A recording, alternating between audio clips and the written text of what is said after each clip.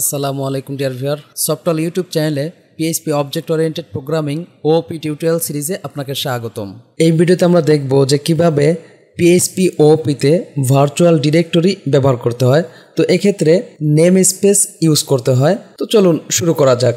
শুরুতে আমি জাম কন্ট্রোল প্যানেলের অ্যাপাচি মাইস্কেল স্টার্ট আছে কিনা তা দেখে নিলাম। সেই সাথে এক্সপ্লোরারে ক্লিক করে htdocs-এ পিএইচপি ওপি টিউটোরিয়াল নামক একটি ফোল্ডার আমার তৈরি করা আছে, যা অলরেডি আমার সাবলাইম টেক্সটে লোড করা আছে। এখানে আমি একটি নতুন ফাইল তৈরি করে নাম দিলাম soft.php, control save.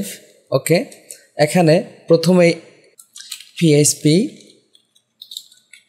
Virtual directory তৈরি করতে গেলে শুরুতেই আমাদের নিতে হবে নেম স্পেস। ওকে, নেম স্পেস এই কিওয়ার্ডটি আমাদের ইউজ হবে। এরপরে আমরা যে কোনো নাম দিতে পারি, সেই নামগুলোই হবে মূলত আমাদের ভার্চুয়াল ডিরেক্টরি। যেমন আমি XYZ লিখলাম। ওকে, তো এই XYZ হবে আমাদের ফোল্ডার বা ভার্চুয়াল ডিরেক্টরি। এখন এই জায়গায় ধরে নিন যে আমি একটি ক্লাস নিলাম soft all.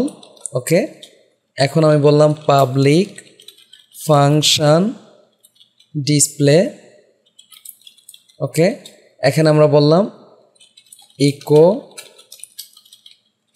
Welcome to software YouTube channel. Okay, control S.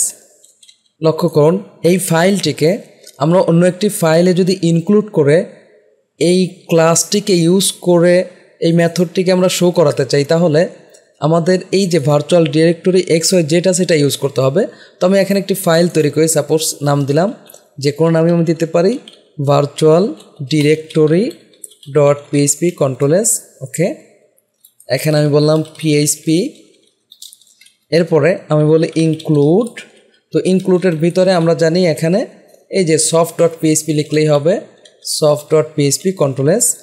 এখন এই জায়গায় একটু খেয়াল করুন, আমি যদি এইটা না থাকতো কন্ট্রোল এস, আর এই জায়গায় আমি এখন যদি বলি pssign নিউ, আমাদের ক্লাসের নাম কি ছিল সফটওয়্যার। ওকে, আমরা বললাম সফটওয়্যার, এরপরে পি আমরা বললাম ডিসপ্লে। জাস্ট মেথডটাকে আমরা ইউজ করতেছি ডিসপ্লে, কন্ট্রোল এস।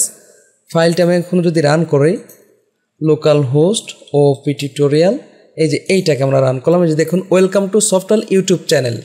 কিন্তু এই জায়গায় আমরা যদি এই নেম স্পেস ইউজ করে XYZ, অর্থাৎ এখানে যে কোনো নাম দিতে পারি, এই ধরনের ভার্চুয়াল ডিরেক্টরি আমরা যদি ইউজ করি, তাহলে কন্ট্রোল এস দিয়ে এখন যদি এই ফাইলটিকে রান করি, দেখুন এখন কিন্তু এরর আসবে। এই যে ফ্যাটাল এরর আসছে 4 নম্বর লাইনে, সে কিন্তু এই মেথডটি খুঁজে পাচ্ছে না। তাহলে এই জায়গায় আমাদের এই নিউ এর পরে যে বিষয়টি বলতে হবে, এই যে আমরা ভার্চুয়াল ডিরেক্টরি তৈরি করছিলাম XYZ, এইটাকে আমাদের ইউজ করতে হবে এভাবে XYZ, এবং ব্যাকওয়ার্ড স্ল্যাশ আমাদের ইউজ করতে হবে, ফরওয়ার্ড স্ল্যাশ নয়। খেয়াল করুন, এক্ষেত্রে আমাদের ব্যাকওয়ার্ড স্ল্যাশ হবে, কন্ট্রোল এস। এখন যদি আমরা আবার রিলোড দেই, এই যে দেখুন এটাতে কোনো প্রবলেম নেই, এটা কিন্তু আমার চলে আসছে। ধরেন যে আমি আরও একটি ফাইল এখানে তৈরি করি, সাপোজ আমি নাম দিলাম all.php, কন্ট্রোল এস সেভ। ওকে, এখানে আমি বললাম ডিফাইন। ওকে, আমি কনস্ট্যান্ট ইউজ করতেছি HTML। সাপোজ এখানে বললাম আই নো HTML। আমি আরও একটি কনস্ট্যান্ট নিলাম, আমি এটাকে HTML2 বললাম। আমরা বললাম HTML ইজ ভেরি ইজি। ওকে, যে কোনো কিছুই আমরা লিখতে পারি। এখানে আমরা ডাইরেক্ট কনস্ট্যান্ট ইউজ করলাম, কনস্ট CSS। আমি এখানে বললাম এইটা আমি একটু ক্যাপিটাল লেটারে দেই, বা PHP আমরা বলি।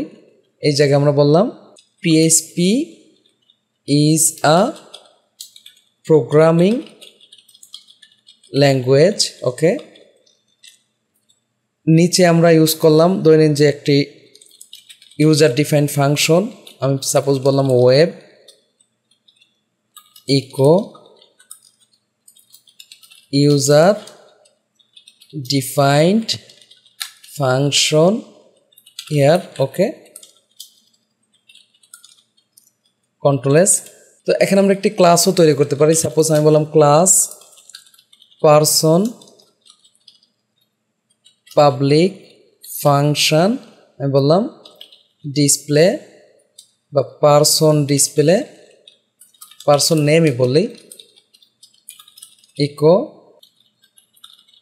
Person name is Kamal, suppose এখানে একটা বিয়ার দিলাম, এই পাশে আমরা একটা বিয়ার রাখি, কন্ট্রোল এস।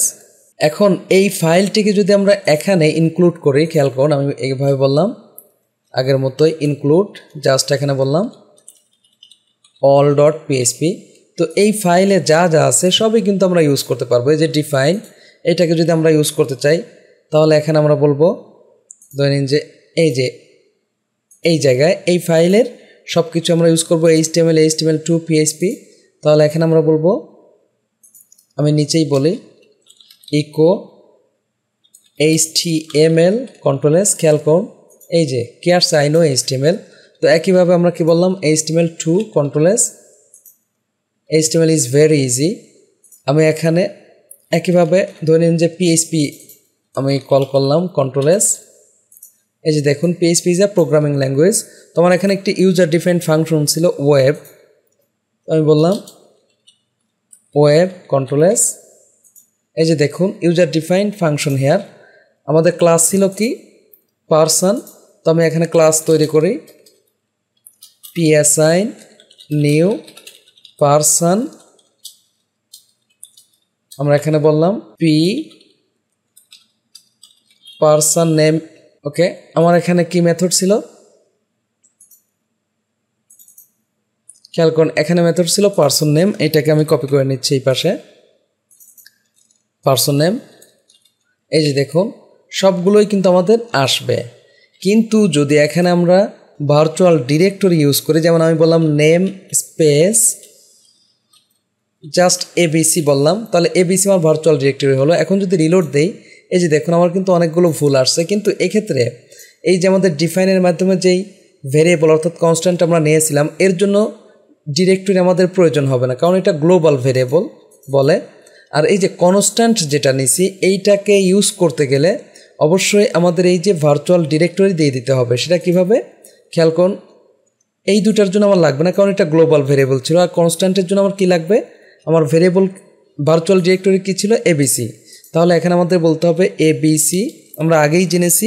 এক্ষেত্রে ব্যাকওয়ার্ড স্ল্যাশ আমাদের ইউজ করতে হবে, রিলোড।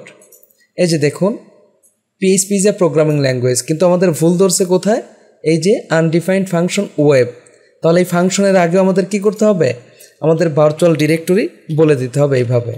এই যে দেখুন ইউজার ডিফাইন্ড ফাংশন, ক্লাসের ক্ষেত্রে আমাদের কিন্তু ভুল ধরছে যে নট ফাউন্ড। তাহলে আমাদের এখানে কি বলতে হবে বলুন তো, ABC ফরওয়ার্ড স্ল্যাশ, এটা ফরওয়ার্ড স্ল্যাশ না ব্যাকওয়ার্ড স্ল্যাশ। এই যে দেখুন আসছে। এখন এই জায়গায় ধরে নিন যে আমি আরও একটি ডিরেক্টরি ইউজ করি, এইভাবে আমরা যত খুশি তত ডিরেক্টরি ইউজ করতে পারবো। যেমন আমি বললাম CDE, তাহলে আমাদের এখানে কিন্তু ডিরেক্টরি দুইটা আছে। আবার যদি রিলোড দেই, এই দুইটা আসবে, বাকিগুলো কিন্তু আমাদের আসবে না। কারণ কি ABCর ভিতরে আবার কি আছে CDE ডিরেক্টরি, এই সবগুলোতে আমার এই CDE ডিরেক্টরি থাকতে হবে। এই যে দেখুন CDE কন্ট্রোল এস, আমরা যদি এখন রিলোড দিই যে সবগুলোই আসবে। তো এইভাবে যতগুলো খুশি ততগুলো ডিরেক্টরি আমরা এখানে নিতে পারবো। যেমন আমি বললাম MN, ওকে।